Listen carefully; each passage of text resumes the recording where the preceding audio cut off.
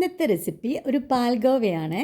അതിന് ഒരു പാത്രത്തിലേക്ക് 1/2 കപ്പ് മെൽറ്റഡ് ഗീയും 1 കപ്പ് മൈദയും ആഡ് ചെയ്തിട്ട് നന്നായിട്ട് വഴറ്റണം. അതായത് മൈദ ഒരു വൈറ്റിഷ് കളറൊക്കെ മാറി മൈദ ഒരു ബ്രൗണിഷ് കളറാവണം. അതുവരെ നന്നായിട്ട് വഴറ്റണം. അതായത് മൈദ ഒന്ന് ചുരുങ്ങും, ആ നെയ്യിൽ കിടന്നിട്ട് വരുമ്പോൾ ഒന്ന് ചുരുങ്ങുമ്പോഴാണ് ആ ഒരു ബ്രൗണിഷ് കളറാവുന്നത്. അതുവരെ നന്നായിട്ട് വഴറ്റിയതിന് ശേഷം കണ്ടോ, ഇപ്പോൾ ആ മൈദയും ആ ഗീയും കൂടി നന്നായി മിങ്കിളായി. അതപ്പോൾ പിന്നീട് അതൊരു പാത്രം എന്ന് പറയുന്നത് നമ്മൾ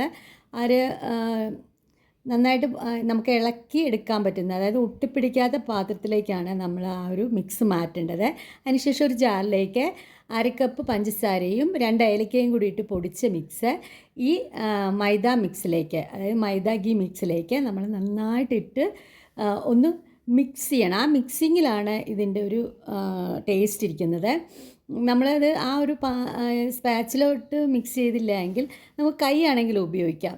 അതായത് അധികം ചൂട് ഉണ്ടാവില്ലല്ലോ. അപ്പോൾ ഒന്ന് കൈ കൊണ്ട് നന്നായിട്ട് മിക്സ് ചെയ്തിട്ട് ഏതെങ്കിലും ഒരു പാത്രത്തിൽ, ഇപ്പോൾ നമുക്ക് വീട്ടിൽ ഉപയോഗിക്കുകയാണെങ്കിൽ ഏതെങ്കിലും ഒരു പാത്രത്തിൽ, ഞാനിപ്പോൾ ഒരു 5 ഇഞ്ചിൻ്റെ ഒരു പാത്രമാണ് എടുക്കുന്നത്. അതിലൊരു ഗീ ഒന്ന് തടവിയിട്ട് ഈ മിക്സ് ഇട്ട് ഒന്ന് നിരത്തി കൊടുക്കണം.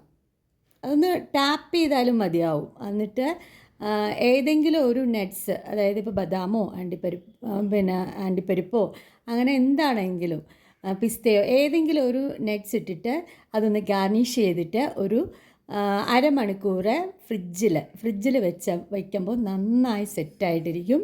നമുക്ക് പിന്നെ നമ്മുടെ ഇഷ്ടത്തിന് അനുസരിച്ച് വലുപ്പത്തിൽ അത് മുറിച്ചെടുക്കാം. ഇപ്പോൾ ഞാനൊരു കുറച്ച് എമൗണ്ടേ ഉള്ളൂ അത് ഇവിടെ ചെയ്തിട്ടുള്ളൂ. ഞാനിത് സെയിൽ ചെയ്യുന്നതാണ്.